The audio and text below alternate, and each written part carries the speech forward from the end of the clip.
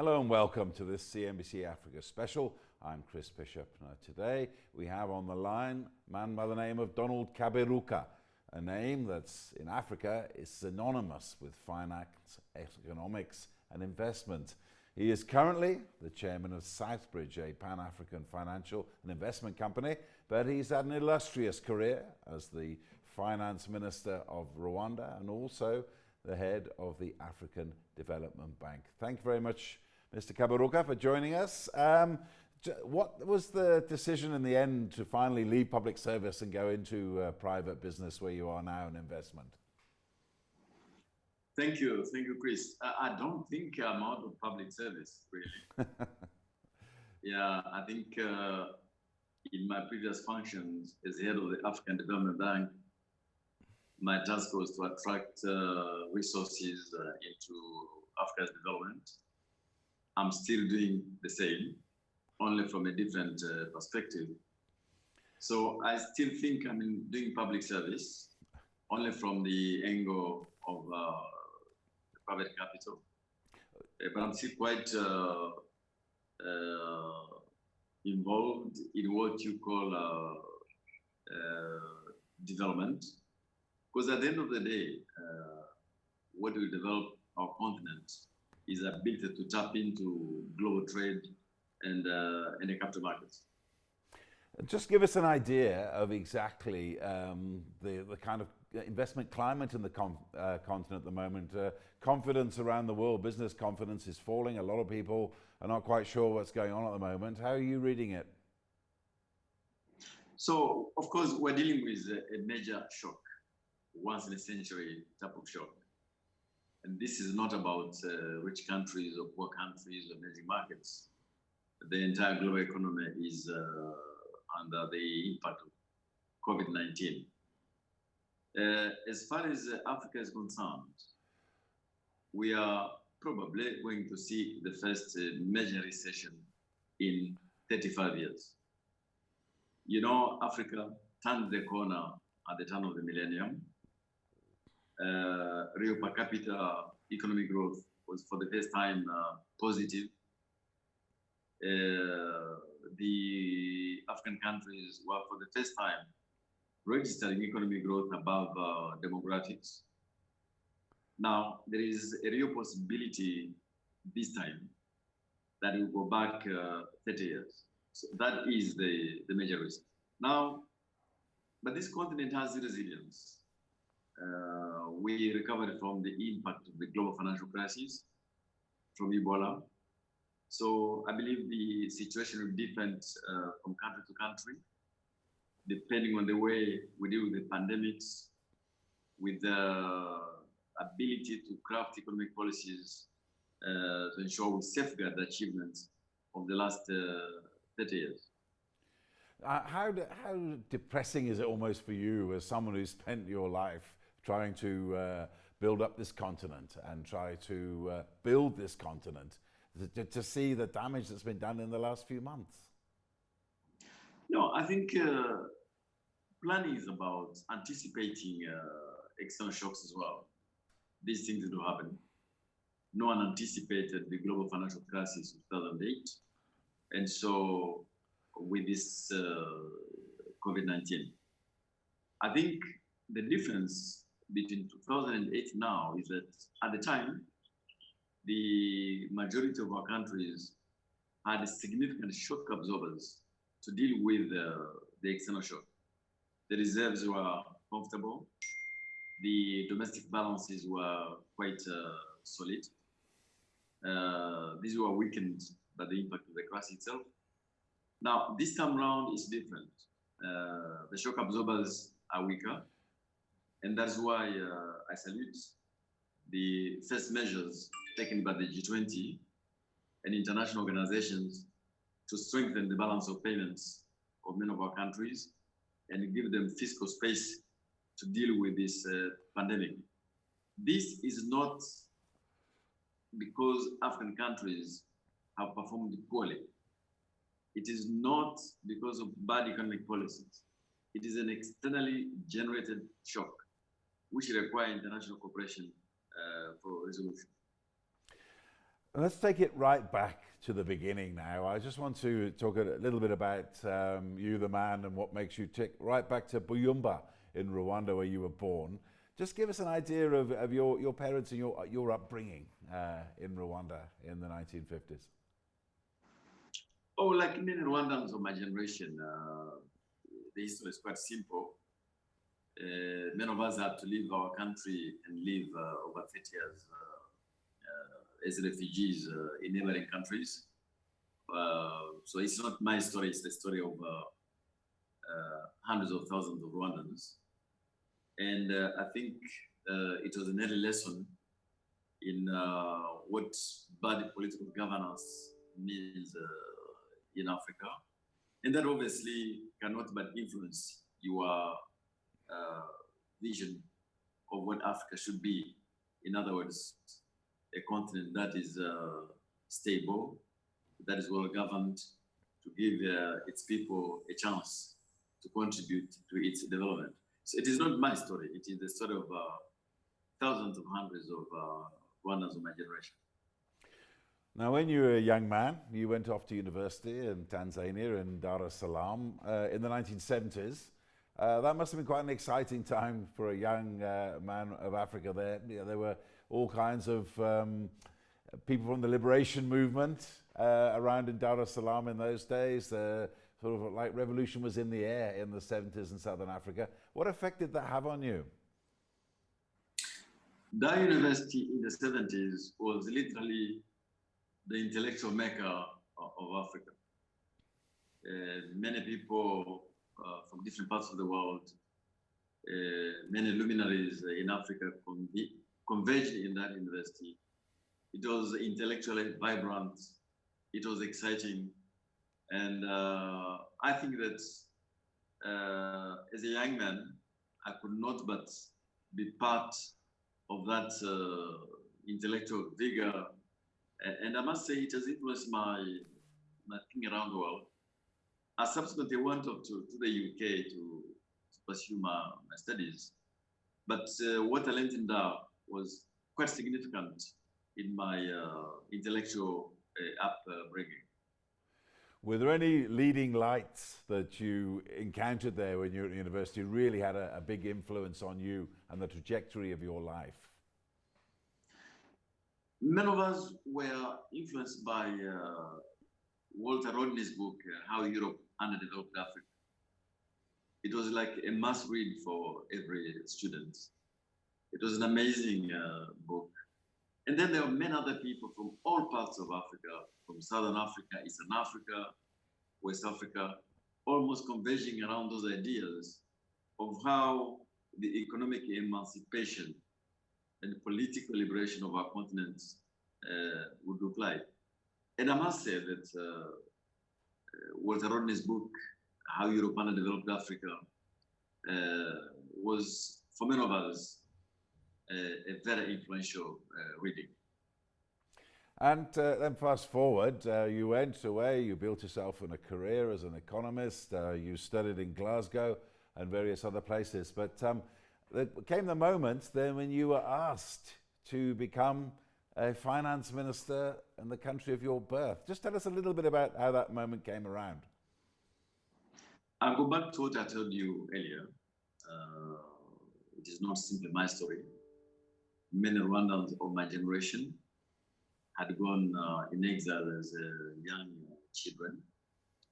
Now, as soon as my country was liberated, we were called upon now to do the second part, which was putting all our hands on deck in different fields, economic, social, political, to rebuild our country. And I was honored to be at the Treasury. There was much to do, both in terms of economic recovery, in terms of looking forward. And yes, it was exciting to be part of that team of people, to be part of that effort of rebuilding the country. So I like to look at it as giving back to what your country has given you.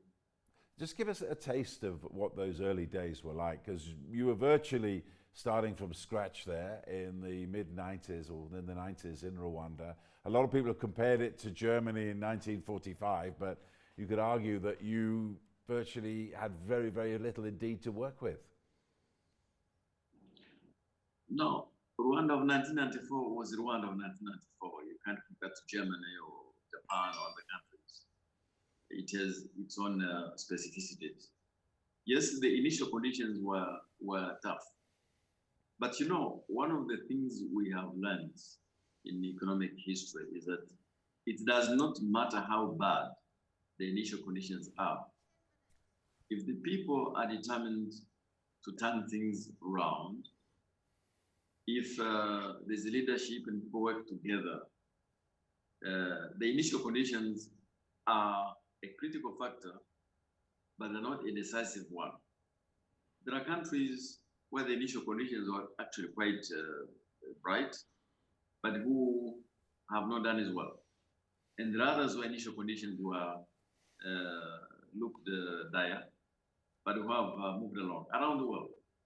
And so I like to think that the lessons drawn from Rwanda and similar countries on how, given the right leadership, mindset, teamwork, looking at the toolbox and outside the toolbox, look at the original solutions, look at the indigenous solutions, all these things combined together is what enables the nation to move forward. And in that time, I mean, I've been to conferences all over the world, and often Rwanda is pointed out as a case study for economic recovery. What were the decisions you think that were key to making that or allowing that to happen? You know, first of all, I think that every country is different. There are lessons to be drawn from the experience of every country. I'm glad that people find the lessons to be learned from Rwanda. But I do think that you cannot pick up a decision and say, this is what made it possible. It was a collective, a set cumulative decisions, which over a long period of time build a momentum towards something. And I do think that our president one time was addressing a meeting and he put it this way. 3 things were decisive. Number one was to work together in a nation which has a project, which thinks about the future together, not in terms of my political projects, their political projects, but thinking together. And the second was looking at the big picture, thinking big, and then anchoring issues around accountability. Because it does not matter how poor or rich a country is, when the citizens feel that those managing the state are accountable, they will participate, they will agree to sacrifices. And that is what, at the end of the day, delivers the national project, which I referred to earlier. Economically, what was the biggest hurdle you think you had to overcome at your time as finance minister of Rwanda? It can't be 1, 2, or 3. Again, it is a coalition of different issues. I think the most important thing at the beginning was the fact that the international community did not fully understand Rwanda's dynamics. There was this view of looking at another African country. Okay, look, the ethnic conflicts, ancestral hatred, the kind of image the world has of Africa, the kind of condescending view that whatever happens in Africa is Africa's DNA. That kind of misunderstanding of the complexity of an African country trying to raise itself is, for me, what I think was the biggest issue. And how Rwandans handled this was to say, okay, we shall look at it our own way. We look for our own solutions. And along the way, there was no meeting of minds, but there was an understanding that, after all, every country has to find its own solutions. What do you think, looking back then, what do you think Rwanda has done to strike a blow for Africa, you were saying, against this condescending views of the continent? Well, the word strike the blow is yours, it's not mine. I think what probably I could say is that every nation and the destiny of its people is at the end of the day defined by the people themselves. The outside world can provide support, encouragement, or otherwise. But the view that at the end of the day, the people of a country are responsible for their destiny, failure or success is the most important. Now, that does not mean you don't have to work together with others. It actually means that once you do that, cooperation with others, neighbors, the international community is important. But on the basis of how you have defined your own path, your own direction of travel. For me, that is what I think I would like to see in African countries. There's too much feeling sometimes that every time there's a challenge, we have to look to the outside world for what they will do. I know you'll ask me that in these COVID times, we're looking at the international community. That is different.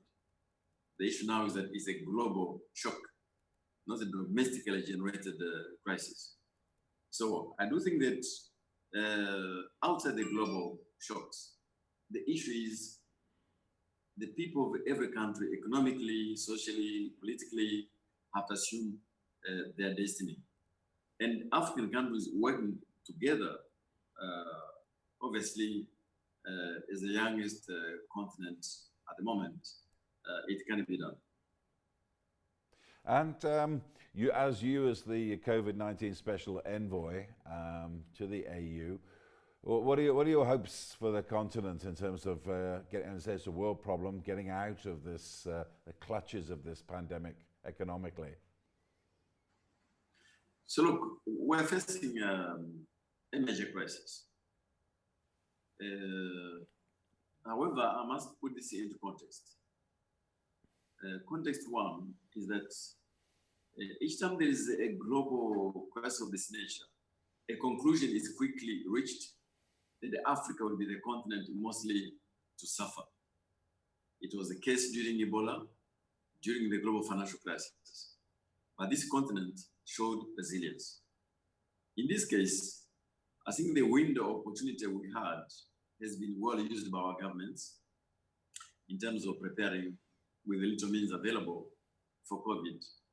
And probably this has contributed to the fact that up to now, if my numbers are right, we only have about 68,000 cases and about 2,300 fatalities. In a continent of over 1 billion people, that is an amazing achievement. But we don't know. It is still very early. It's still very early. Our countries have been faced with a terrible trade-offs between safeguarding lives and safeguarding livelihoods. And I think the balance in many countries has been the right one. Safeguard lives and figure out how to safeguard livelihoods.